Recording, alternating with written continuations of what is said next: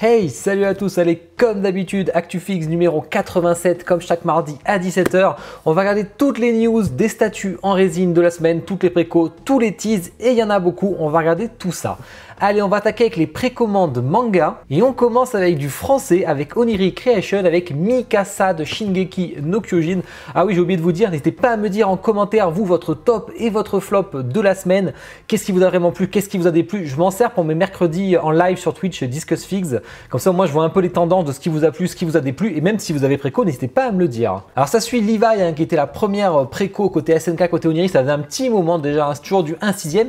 999 exemplaires, un tirage assez élevé. 699 € tout compris chez nous. Là, il n'y a pas besoin de l'importer. Alors, moi, je ne suis pas spécialement convaincu, malheureusement. C'est pas le genre de Mikasa que j'aimerais avoir. Je trouve que le concept manque, il dégage pas quelque chose. Et moi, vous savez que je fonctionne comme ça. Si ça dégage quelque chose, si j'ai un coup de cœur ou pas. Là, j'en ai pas. Je trouve ça plutôt simpliste, malheureusement. Après, la réalisation a l'air très belle. Côté Oniri, ils sont un peu très forts là-dedans. On continue avec Hein Studio qui envoie du Ghostblade. Maintenant, je le dis bien. On l'a tellement répété qu'à force, une 588 exemplaires, 1155 $, il va y avoir quand même l'importation qui va vous coûter assez cher. En plus, Hein Studio, pas forcément évident à trouver. Bon, il y en a chez FNC Store, mais du coup, ça va coûter assez cher à l'importation. Je suis pas fan personnellement, il y a beaucoup de Ghostblade, ça n'arrête pas dessus, c'est des très beaux concepts. Là, c'est une image assez connue dans l'art de Wolp en tout cas, et elle est très stylée, mais comme d'hab, le visage qui a l'air de faire un peu juvénile chez Hein Studio, notamment avec le piano, je sais pas si vous vous rappelez. Donc j'attends d'en voir un petit peu plus. Comme d'hab, on voit pas grand chose sur ces photos de préco de Hein, il manque les photos un peu de tous les côtés, c'est un peu dommage, on les aura plus tard, à chaque fois c'est un peu chiant. Préco jeux vidéo, qu'est-ce qu'on a? On a pas mal de versus fighting et ça me fait plaisir. Je sens que je vais encore me faire taunt là-dessus. Elena de PCS en 1/4, vraiment une belle dynamique qui représente très bien le personnage d'ailleurs. C'était vraiment ce genre de dynamique qu'il fallait pour le perso. 1/4, 61 cm avec ses grandes jambes forcément. 450 exemplaires pour la version régulière normale ou 250 pour la version exclusive. L'exclusive, ça rajoute juste l'Arprint que vous voyez ici. Donc l'Arprint va vous coûter très cher chez Sideshow, donc je ne vous le conseille pas du tout. Allez voir mon tuto si vous voulez comprendre pourquoi, comment ça fonctionne, l'importation, les douanes, tout ça. Donc 655 $, je vous conseille que Dayaniki, bien entendu. J'aime bien, je trouve pas le visage très joli malheureusement, il lui ressemble totalement, mais je trouve que ça manque un peu de finesse, si vous voyez ce que je veux dire. Après, ça rend très bien. Ensuite, Revive Studio. Alors là, j'adore. Après, on a eu la première, je ne sais plus comment elle s'appelle, la fille avec son aigle là. Et là, on a Aomaru de Samurai Shodown. J'adore la dynamique. On l'avait déjà vu à Wonderfest, ça y est, la préco est lancée. Franchement, je la trouve hyper stylée. 199 exemplaires seulement. Alors que Dayaniki pourront vous l'importer, donc ça, c'est cool. Mais la dynamique, l'épée comme ça, la résine transparente, franchement, c'est super beau. J'adore. Elle est magnifique. En plus, on peut l'exposer un peu de 3/4. On peut la poser complètement à l'horizontale. Ça, c'est vous qui voyez. Et ils en ont profité pour teaser en même temps la troisième qui va sortir, qu'on a déjà vu chez PJ Studio, mais en 1/4. Là, c'est du 1/6, donc ça peut être très intéressant. J'aime beaucoup cette gamme personnellement. On continue avec un des boss de King of Fighters, c'est Rugal de KOF 98. Franchement, j'adore. On en parlait en plus sur un live avec Roro la dernière fois. Il y a deux façons de le display, sans la boule d'énergie, avec la boule d'énergie qui s'allume avec des LED en plus. Franchement, j'ai souvent critiqué les concepts de King of Fighters, je trouve qu'ils manquaient d'ambition. Là, on a quelque chose quand même d'assez stylé, même si j'aime pas forcément ce petit socle avec le KOF 98 et tout, ça j'aime pas forcément. Mais putain, il déboîte, il a la classe, on sent la violence du perso et j'aime beaucoup. C'est du 1/4, 70 $ plus l'importation, ça va être un peu cher quand même à importer, mais c'est stylé de ouf. Ensuite, on passe au Prime One et les Repaint Edition, on va passer vite dessus, mais c'était en préco en 2021. C'est même pas sorti qu'on a déjà une nouvelle version Repaint à 150 exemplaires en pink costume avec les deux têtes aussi. Franchement, je suis pas convaincu. Quitte à faire ça, soit c'est déjà sorti, ok, tu peux faire un repaint et encore déjà ça fait chier. Soit tu mets les deux couleurs en même temps quand la préco se lance. Ça sert à rien de le faire 6 mois après. S'il y a des mecs qui ont préco la bleue et qui veulent la rose, bah du coup ils sont dégoûtés quoi. Donc je comprends vraiment pas le move de Prime One, à part bon, on connaît l'argent tout ça, mais bon ça fait chier. Après je suis toujours pas convaincu par cette Chun-Li, mais j'en ai déjà parlé du coup quand je l'avais présenté. Préco Marvel, qu'est-ce qu'on a? J'ai déjà oublié ce qu'il y avait. Ah oui, il y a le Absolute Carnage en 1/4 de XM Studio. Putain, j'adore Carnage, j'adore Venom, j'adore Spider-Man. J'ai tous les comics, enfin j'ai beaucoup de comics. J'adore Absolute Carnage d'ailleurs, mais je suis pas du tout convaincu par ce concept. Je trouve le sideshow beaucoup plus réussi. D'ailleurs, ça sera un de mes versus statuts du DiscussFigs, mais je suis un peu déçu. Je trouve le concept pas assez abouti pour moi. Bien que le paint sera extrêmement beau, je n'en doute pas. Il y a des switches et tout, ça c'est cool, mais j'aime pas le concept. Après, si vous kiffez le concept, vous avez une des meilleures statues Carnage, ça je n'en doute pas. Préco d'ici. Qu'est-ce qu'on a? Ben, Repaint toujours édition avec Twitterhead, mais au moins elle est sortie celle-ci. Hein. Avec la Poison Ivy en version Paint un peu différent. Toujours un 6e, 399 $. Voilà, c'est toujours sympa. J'aime beaucoup ce que fait Twitterhead. Pour le coup, c'est pas très cher pour du 1.6. Préco, film, série TV. On termine avec toujours du français, ça fait plaisir. Avec Light Fury de Takacorp qu'on avait vu au showroom déjà. Je sais pas si vous avez vu la vidéo, n'hésitez pas à aller la voir. Ben là, vous avez la statue en 1/6. Franchement, bon, ça rend mieux sur ma vidéo, je trouve d'ailleurs, que sur la photo, hein, qui en plus elle est en 4K forcément. Mais avec les 3 petits bébés, ça c'est vraiment une super idée. On a un croque-mou qui est beaucoup plus orienté action, et là on a une statue plus tranquille, plus apaisante. Toujours 888 exemplaires, ils ont réussi à être sous les 1000 €, et ça c'est vraiment cool. Deuxième semestre 2023, vous avez large le temps. Il y a plein de petites paillettes, ça brille, ça je vous invite à plutôt voir la vidéo, mais vraiment j'adore ce qu'ils font sur Dragon. Ils ont déjà tease la 3e, on en a parlé d'ailleurs sur le showroom, hein, qui sera, putain je sais plus comment elle s'appelle, sa copine du coup, sur son dragon. Continue avec Godzilla encore. Alors, on a eu tous les Godzilla chez Prime One. Là, c'est le gigantique Masterline qui fait 87 cm pour 30 kg. 2499 $ ou 2700 $ si vous voulez les LED dedans. Franchement, les LED, c'est quand même un sacré ajout, je trouve. Sans, c'est un peu dommage, ça fait un peu terne parce que du coup, tout a les mêmes couleurs sans les LED, alors qu'avec, c'est une statue qui est un peu dommage, hein, parce que même avec LED, vous allumerez pas tout le temps. Et je trouve que c'est un peu terne, un peu triste sans les LED, alors qu'avec les LED, ça rend super bien. Ben voilà, j'ai fait le tour de toutes les précos. Il n'y en avait pas trop cette semaine et ça fait toujours plaisir. J'ai rien préco personnellement, mais il y a quand même des très belles statues. Dites-moi, hein, je vous rappelle, à votre top, votre flop, vos précos. Je vous ai mis tous les liens affiliés dans la description si vous voulez me soutenir, et en même temps, ça permet de participer à la cagnotte pour gagner une statue. Normalement, c'est Zoro Jimmy Palace, elle est en route toujours, j'attends qu'elle arrive et je vous la fais gagner. Au niveau du planning, on se retrouve demain à 21 h sur Twitch. On est de plus en plus, donc vraiment venez, vous allez voir, c'est vraiment cool. On a John et Denethorn qui sont en plein craquage tous les deux, ça va être assez impressionnant.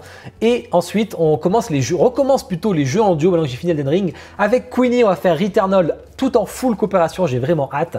Et dimanche soir, on va faire It Takes Two avec ma femme en coopération, sachant qu'elle a aucune expérience des jeux vidéo et moi j'ai zéro patience, donc je pense que ça va être très difficile pour moi parce qu'il y a un côté plateforme dans le jeu. On va passer au tease manga. Il y a beaucoup de tease cette semaine et il y a du très très lourd, dont des choses que je vais préco et dont beaucoup de choses que je vais préco malheureusement. Bon, déjà on commence fort avec Tsume et leur Erza, et ça c'est plutôt cool parce que franchement c'est une statue qui est énormément attendue chez les fans de Fairy Tail en Ikigai bien entendu, donc on en reparlera à ce moment là. Ensuite on aura aussi, alors essayez de deviner qui c'est, hein. C'est une Ikigai One Piece, Mugiwara, Poneglyph, Flower, Ohara. Donc franchement, c'est pas très dur à deviner. J'aurais pu mettre le concept direct parce que là, c'est tellement facile. Donc Robin arrive et ça, c'est cool. J'ai hâte de voir ce que ça va donner. Kitsune, si vous avez vu mon dernier point prod, a annoncé en direct live avec moi la Jujutsu Kaisen en 1/6. Et ça, c'est cool. On sait que c'est une grosse statue qui sera assez large. Mais bon, allez voir. Bon, j'imagine du coup qu'il y aura plusieurs persos sur la statue. Ils ont annoncé aussi à mon live que ce serait Meruem, la première un-quart Museum de Hunter x Hunter, et ça c'est top, j'adore Meruem. Il n'y a pas de statue existante sur lui à part en diorama. Il n'y a que 2 dioramas, celui de Figurama qui est tout en combat mais qui a un côté typé réaliste, et celui de Hunter Fan on-off où il joue du shogi putain, merde. Et donc voilà, donc il n'y a vraiment pas énormément de choses sur Meruem, mais j'ai hâte de voir ce que ça va donner. Ensuite, ils ont annoncé aussi Naruto Shippuden en nouvelle licence, mais exclusivité Asie. Ça, c'est un concept que Kitsune a discuté, Takan a discuté aussi, pour avoir des licences qui sont impossibles d'avoir en France, notamment Naruto, notamment One Piece, notamment Saint Seiya, parce que Tsume a les droits et pour l'instant, il n'y a qu'eux qui peuvent les avoir, ou Oniri par exemple sur Hunter x Hunter, un 6e, ce genre de choses.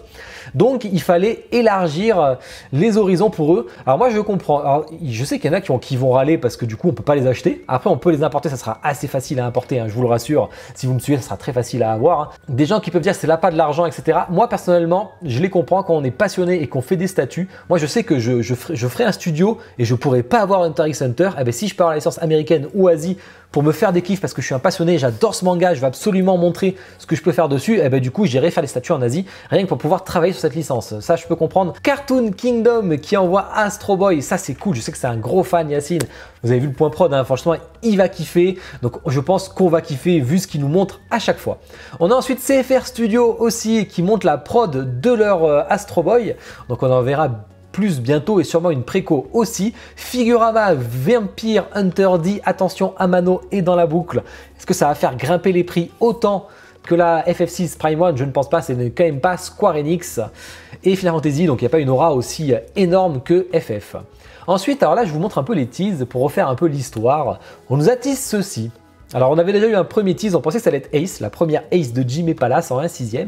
Et d'un coup on voit un Luffy, paf. On a tous spéculé sur ce que ça pouvait être. Est-ce que c'est Luffy et Ace, un duo? Mais sauf qu'il y avait la cicatrice de Luffy, donc c'était pas logique. En plus il y a déjà le Haki, donc pas de logique. Et c'est dit, est-ce que ce serait un trio? Trio du feu avec sabot en plus, donc ça aurait été vraiment cool.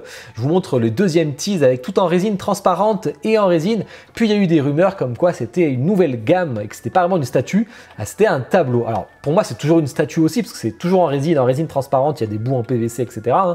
Mais c'est un tableau qui fait quand même 70 cm, 72 cm de haut, je vous montre, il n'y a que 20 cm de profondeur. Vous pouvez l'accrocher au mur, vous pouvez le display aussi, comme c'est ici là. Vous voyez comme c'est énorme, hein, ça fait 10 kg. Donc si vous l'accrochez au mur, prévoyez de bonnes chevilles, sinon ça va se casser la gueule. Voilà sur le mur. Franchement, ça rentre très bien. Moi, j'aime bien ce genre de concept. Mais même par contre, j'aime bien ce principe de faire des statues parce qu'on n'a plus de place. Donc, autant envahir les murs. Par contre, j'aime pas du tout, moi personnellement, le concept. Je trouve que Luffy Ace comme ça, alors c'est pour montrer un peu le Ace un peu en mode souvenir derrière. Il n'y a pas de cohérence particulière, mais c'est ça qui me choque pas. Hein. Ils se font plaisir et c'est cool, mais je suis pas convaincu. Si vous, par contre, vous êtes convaincu, j'ai fait une liste d'intéressés sur le Discord chez Kodayaniki pour réserver les exemplaires. N'hésitez pas à me MP ou alors le sondage sur Discord pour réserver vos exemplaires. La préco va être mercredi ou jeudi, je pense, donc je donnerai toutes les infos sur mes réseaux. Beaucoup de Ghostblade cette semaine, notamment chez Three Eagles, qui est annoncé à 1950 exemplaires, donc un énorme tirage. Elle a vraiment bien marché pour les deux versions. Moi j'ai la bleue en préco, donc et je vais même pouvoir vous unbox la blanche grâce à Isaïe, donc je vous ferai les deux et ça c'est cool. On a Jade qui va arriver côté Three Eagles, donc ce sera la troisième. Déjà ça va plutôt vite. J'ai hâte de voir la fille avec la fille rousse là, qui est hyper stylée. Donc ça, ça sera préco pour ma part. Pas de doute. Ensuite, on a Lightyear Studio en 1/4. En 1/4 avec un cheval. Hein. Ghostblade Princess Yann, donc ça va être assez gros. Ça vient aussi d'un concept art, mais ça va être vraiment énorme. J'aime pas spécialement le visage. Je trouve que, même s'il est fin, je trouve qu'il fait un peu vide. Donc c'est un peu dommage. Je trouve que ça transmet pas une émotion particulière. Voilà, bon, elle a l'air plutôt sympa, plutôt jolie. J'aime bien ce que fait Lightyear en plus. La préco sera le 26 mai, donc on en parlera la semaine prochaine et je vous ferai tous les posts sur les réseaux en temps réel. Prime One, la production de Fullmetal Alchemist qui avance bien. Je pense qu'on aura une livraison peut-être pour la fin d'année avec un peu de chance.